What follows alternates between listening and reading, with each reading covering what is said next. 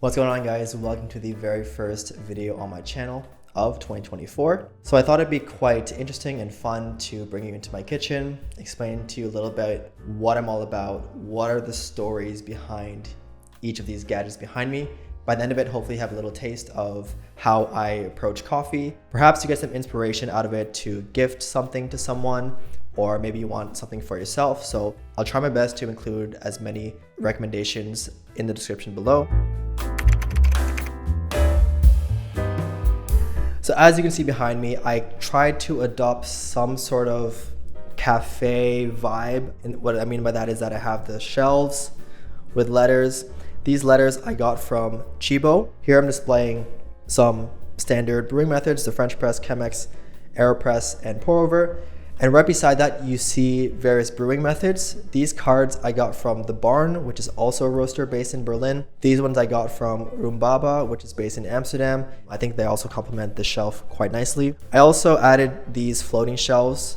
There's a little bit of asymmetry going on just because this plant is chilling there and I had to let it stay there. I'm actually debating getting rid of all these shelves and just including some longer shelves similar to what you might see at some home setups. So a lot of people like to just have 2 or 3 floating shelves and just display everything on there, so I can kind of keep this place a little bit decluttered.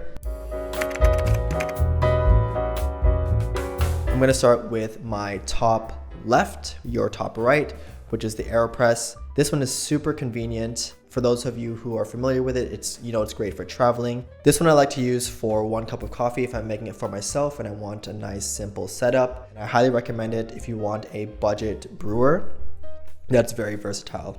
Right below that is my French press, which was my first device as a coffee lover. It was a very simple, easy purchase. I got this one from TK Maxx. So you can get this pretty much anywhere. The variation from a cheap to expensive French press, in my opinion, is not very significant. If you're just starting off your coffee journey, I highly recommend getting a French press as your first brewer.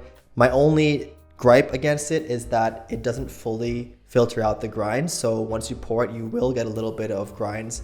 I remember during my first few uses, this was something that annoyed me a lot, but it's super simple. You just let it steep, sit there for a few minutes, around 4 to 8 minutes, depending on how intense you'd like it. And voila, you have a pretty decent cup of coffee. Right in front of that is my backup pour over. So I actually have a plastic V60 cone. I think I had a voucher at some coffee website. And so this is one of the cheapest things I could buy. So there are more expensive variations of the V60, which is what you'll normally see at a specialty coffee shop. That's probably their go-to brewing method. And it does the job. I really like it, really reliable. And right below that is a backup container. So I have, this is my main pour over. This is my backup. My girlfriend got this for about €1 or so at Cash & Gauss, which I'll mention many times in this video. Cash & Gauss is essentially a thrift shop here in Düsseldorf. There you can find some really cool things, especially glassware, books, records, even furniture. If you're looking for a bargain, definitely check out your local thrift shop or Goodwill or whatever is near you, and you can definitely find some interesting devices. Right below that is my preferred method, the one that I use pretty much daily. It's a standard pour over method. This one comes from the brand Beem. So the glass chamber as well as the stand is from Beem, but the glass container here below, it actually comes from Kalita. Unfortunately, the one from Beem broke, but luckily I got this one as a replacement. The only difference between this one and the standard V60 is the space in between, to allow for a little bit more oxidation, to allow more flavor to come out, and to let the coffee breathe essentially as it's pouring down. But I like the design. It's super cool, super reliable, and produces a great cup of coffee because it does include that paper filter, similar to like a Chemex, for example. On my top right, your top left, you see my cold drip brewer. This one, if you're not familiar with it, is basically meant for warm temperatures. I probably wouldn't use it right now because it's February for me. This one requires a lot of patience because it takes about 12 to 24 hours to brew. You need a little bit more of a coarse grind to use it. The brand here is Soulhand. I believe we got it from Amazon. I might be wrong, but Soulhand is the brand. And I believe it was around 50 to 60 euros, give or take. Right behind the cold brew dripper is the World Atlas of Coffee table book by James Hoffmann. So for those of you in the coffee world, I would assume you're watching this video because you're into coffee and you've probably heard of James Hoffmann. If you haven't, please Google him. He's probably the #1 coffee YouTuber out there. but he wrote a fantastic book for all sorts of coffee lovers. He explains the basics on what the bean is made out of, what the difference between Robusta and Arabica is, what kind of flavor profiles you get from various different countries. And this is the part that actually educated me the most, because I had a basic understanding of where coffee came from, how to brew it, etc., etc. But what I didn't really understand was, what am I getting out of an Ethiopian coffee? What am I getting out of a Brazilian coffee? What if I want more espresso-based beans or light roast beans? Like, what is the difference? What should I look out for when I'm shopping for coffee beans for myself? And this book is fantastic to give you the answers that you're looking for. A great purchase for yourself if you want a nice coffee table book, but also it teaches you a lot about the origins of coffee and kind of how it's developed over time. Right underneath is the Chemex, which is also one of my favorite brewers. It has a really sleek, beautiful design. I love the wooden handle and how it also, similar to a V60, doesn't have that space in between the upper and lower chambers. The only difference is that this one's actually attached, so it's one glass chamber. You need the bigger filters for this one. This one is a 6 to 10 cup version. So I use this relatively seldomly. I typically use it if I have guests of more than 3 to 4, because it makes more coffee in one batch than my pour over. If you haven't checked it out, I definitely recommend it. You can also get a smaller variation. This one, I believe, costed me, I think, $30 on the used market. So I think you'll spend around 40 to 50 on it, depending on where you're from. But super cool, super fun, and super beautiful brewing method. On my left again, and your right, is my most, I would say this is a controversial brewing method, just because it looks super nice, super fancy. I love it a lot, but I barely use it just because it's relatively complex to use compared to the other brewing methods, and it doesn't necessarily produce a higher quality cup of coffee, but it's super interesting how it works. So for those who don't know it, you have the 2 chambers. The upper one will contain your grinds. The lower one will contain your water. And you add a little bit of gasoline to this little component here. And once it starts to heat up the water, it will add a little bit of pressure, and the water will start to rise upwards, kind of similar to like a Bialetti. And then once it's hot enough, you can release the pressure, and the coffee grinds will then filter down into the bottom chamber, producing a nice hot cup of coffee. It does take a little bit of time, a lot of time to prep beforehand, but super rewarding and fulfilling brew at the end. But I typically can't justify using it on a regular basis. It's more so just to basically show off to friends. But I caught my eyes on this some years ago, and I knew I had to get my hands on it. Right beside that is one of my most recent purchases, actually my girlfriend's recent purchases. She again went to Cash and Rouse, saw this interesting Bialetti device. The only difference between a standard Bialetti or mocha pot is the fact that it has 2 spouts, but everything else remains the same. So you can essentially make 2 espresso sized cups of coffee. I wouldn't call it espresso necessarily that's coming out of it, but 2 espresso sizes. The only thing I didn't like about this one is that the left spout ended up spouting out more coffee. So it resulted in a rather uneven distribution of coffee. And so I had to kind of like adjust the cups somehow so that it wouldn't spill, and it was a little bit of a mess. But what I've been using with this brewing method are the grinds that my friend, who recently came from Indonesia, brought me.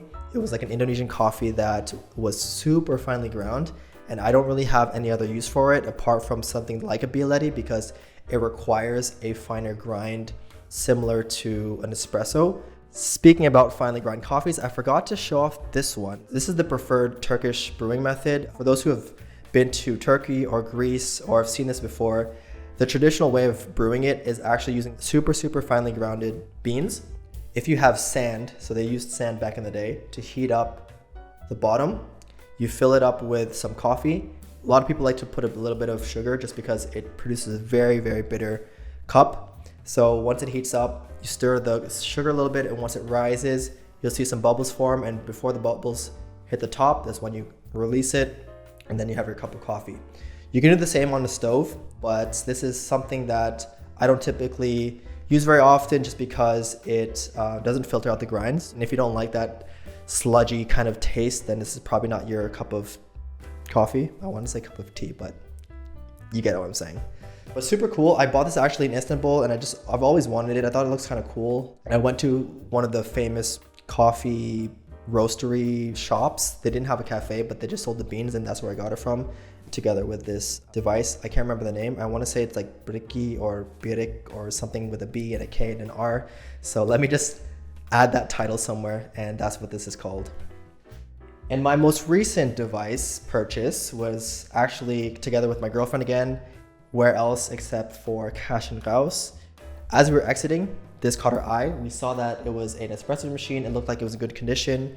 It was actually taped up, so we couldn't really open it. It's basically brand new. I don't see really any signs of wear and tear. This typically goes for 150 euros, but we got this for 25 euros. In my opinion, that is an absolute steal. The way it works is, I'm gonna assume you know what a standard Nespresso machine looks like, but this is the Nespresso Delonghi Vertuo version, I think. And so what's different about this one is that you turn this on, it will beep, and then in order to replace the capsules, you gotta lift this up by pressing it. And as you can see, there was a capsule there before.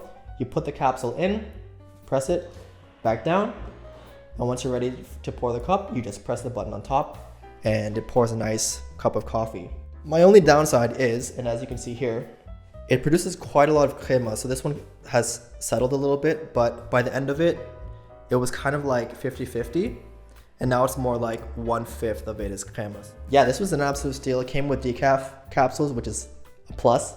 A fantastic, fantastic purchase in my opinion. If I can't stress it enough, check out your local thrift shops, check out your local used market platforms to buy things like Facebook Marketplace, and you'll never know what you can find out there. And one purchase I'm really happy about is this Baratza Encore grinder. It's an entry-level grinder that basically satisfies all my grinding needs. It grinds anywhere from an espresso all the way to like a coarser grind suitable for something like a cold brew dripper. You won't get perfectly even grounds, but in my opinion does the trick. I can get the variation I'm looking for depending on what kind of coffee I'm brewing. It is also a bit loud, as are most coffee grinders, but I could deal with that. It definitely saves me a lot of time and energy compared to a manual grinder. Right beside that is a Gooseneck kettle that I purchased, I believe, on Amazon. These kinds of things tend to be a little bit expensive, namely brands like Stag, which go up into the hundreds of euros. This one I believe I got for maybe 40 or 50. All I was looking for was the gooseneck, so I can control the water pressure as I'm pouring, and the fact that you can control the temperature. So I typically heat my coffee up to about 94 degrees, which you can't typically aim for with a standard kettle. So that for me was super important. And you can also keep it warm if you're doing other things. I can recommend this buy. The brand is Hojocoj. I don't know if that's how it's pronounced, but that's the one I got. I've had it for a few years now, and it still works. So yeah, no complaints there. So now I'd like to take a few minutes to explain what kind of coffees I have at the moment. Bit of a unique moment just because I recently bought this lovely box from a roaster called 19 Grams based in Berlin, one of the pioneers in the specialty coffee world. I was on the app Too Good To Go, which is an app where cafes, restaurants, and grocery stores offer their products that are either about to expire or are out of season. This one being obviously out of season because it's an advents calendar from December of this past year. Inside are 24 cans with 50 grams of beans. So I typically use around 15 grams per cup of coffee. Depending on how much you like to use, you can get anywhere from 50 to 80 cups of coffee. I paid about 30 euros for it. So based on my amount, that amounted to about 40 cents per cup of specialty coffee, which is an absolute steal. Typically you'll spend anywhere between 4 to 8 to even 10 euros for a cup of specialty coffee. If you're looking for a bang for buck, definitely get your hands on an advents calendar this year. It's a great gift for coffee lovers. A little bit more on the expensive side, but definitely worth it for the receiver, of course. I've already had a few cups of coffee from it. So far, none of them let me down. So definitely check 19 Grams out if you're in Berlin, and try to get your hands on their advents calendar if you have the opportunity. Right beside that is a decaf Omni roast from 5 Elephant, one of my favorite roasters in Berlin as well. I recently went to Berlin for work, so that's why I got my hands on these things. But every time I go to Berlin, I'm very, very happy with the coffee selection out there. It's one of the best places to get coffee pretty much in Europe. If you're a coffee lover, it's definitely a great place to explore. The reason I got this was because I originally wanted to reduce my caffeine consumption, so I was looking for a decaf roast. This one was just around the corner from my office in Berlin. I tried it as an espresso blend and it was very interesting in a positive way. It was very strong, had a little bit of like sweetness and acidity to it. So I'm really curious to see how that tastes as a filter, but I was very happy with it, so I got my hands on it. Let me know in the comments what you thought about it, what you liked, what you didn't like, and maybe some suggestions for a new setup, maybe some suggestions for a new device, maybe some suggestions for coffee beans. I'm also on Instagram and TikTok at pour.the.record, so follow me there in case you want more bite-sized content. And if you're a record lover, if you're here because you love records, I plan to do another video on my record setup, so stay tuned for that one. In the meantime, that will end it for today, and I'll catch you in the next video. Peace.